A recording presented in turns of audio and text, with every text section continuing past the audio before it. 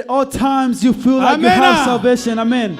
kandi agakiza iyo ugafite When you do have salvation, kugira ngo uzamenye ko ari agakiza nyako, for you to know that it is truly salvation, agakiza karageragezwa. salvation is tempted. Wari ubizi? Did you know this? Agakiza karageragezwa.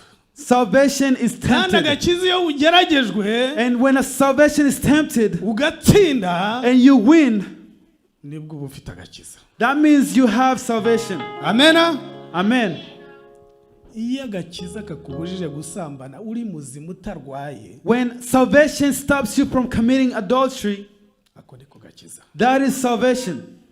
Iyo agakiza When salvation, katakubujije kwiba, when a salvation does not stop you from stealing, nta gakiza ufite. you do not have salvation.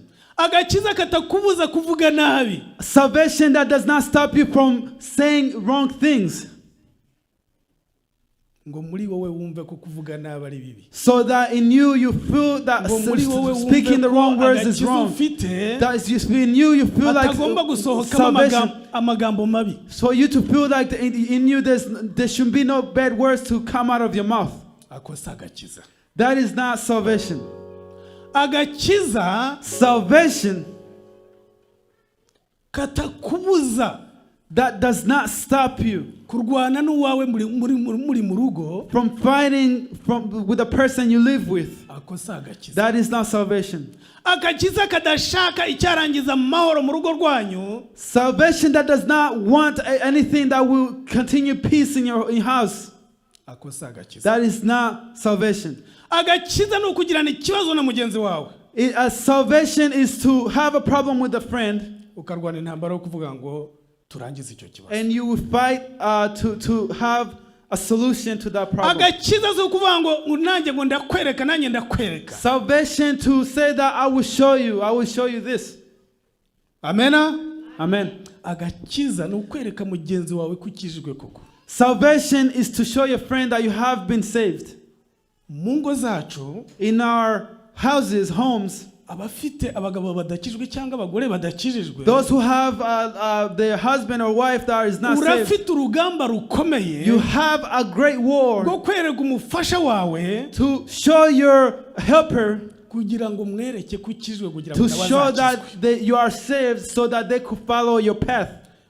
Urafite urugamba rukomeye You have a great war rwo kwereka umutware wawe to show your helper ko ukijijwe, that you have been saved kugira ngo nawe abashe gukizwa. so that they can be saved.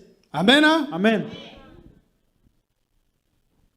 Ariko umugabo arazamuka akavuga akagira amahane, But a man may wake up and feel, nawe mugore ukavuga ati ndakijijwe, and you the wife, you may feel that I'm saved, ahubwo ugahita umubwira ati aha ni muri Amerika sha, and you may tell your helpers that, Ntumbwire gutyo, that nanjye this is urambona, America. That nanjye urambona. don't speak to me like that. You're gonna see me.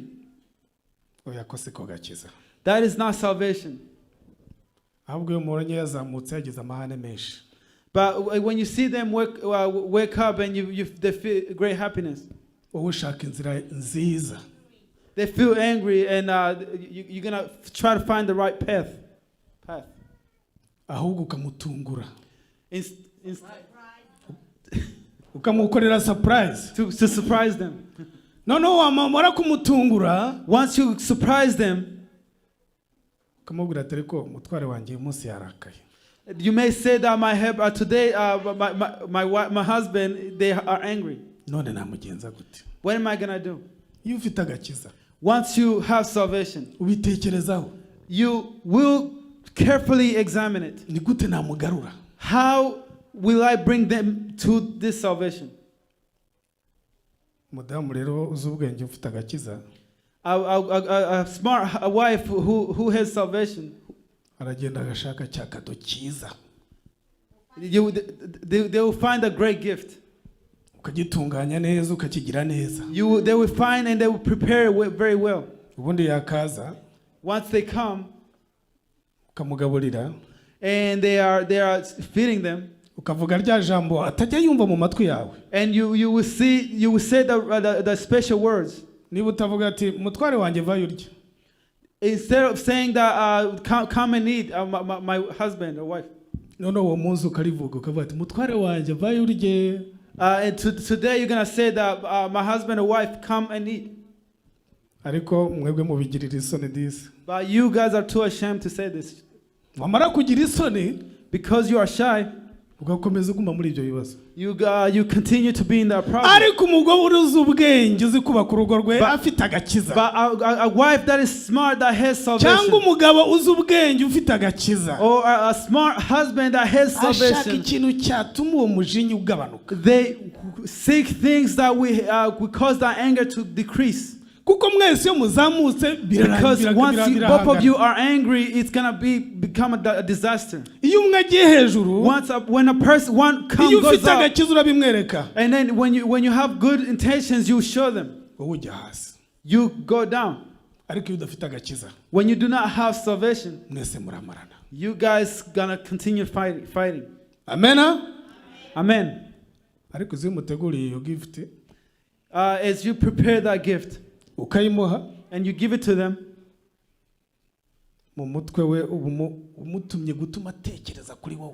in his head, you're causing him to overthink, to think. And some people may say that I have tried this, that it didn't do anything. I did it for no reason. Because that system you used, you did not use. Find another way. There are many ways. Things will work out fine. But because you do not sit and think about it carefully, you continue to fight. Amen. Amen. Things continue to be bad. But once you have prepared good, it's possible. Isn't that how it is? If you have not tried it, try it today. If you have found one way, prepare another. Your husband will say that my wife has salvation. The husband will say that my wife has salvation. Eventually they will come in the church with you. Amen. Amen. Do the unusual to show that you have salvation.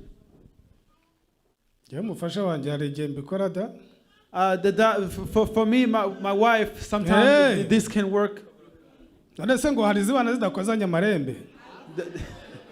I'm always preparing. I'm always doing something, at least a little something. When you do that little thing, you go like about a month, and even years. Hallelujah.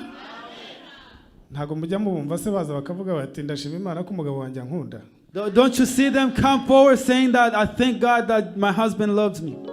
Amen. Amen. When you have salvation, you have to show it. You have to publicize it and show it. You cannot continue being in the hiding. You cannot be in some problems because salvation is tempted. Because it is tempted very, very much. If you have salvation, if you have in the youth, and you are tempted, you're not standing well. And if salvation is not stopping you from committing adultery, you do not have salvation. Salvation that's telling you to commit sin,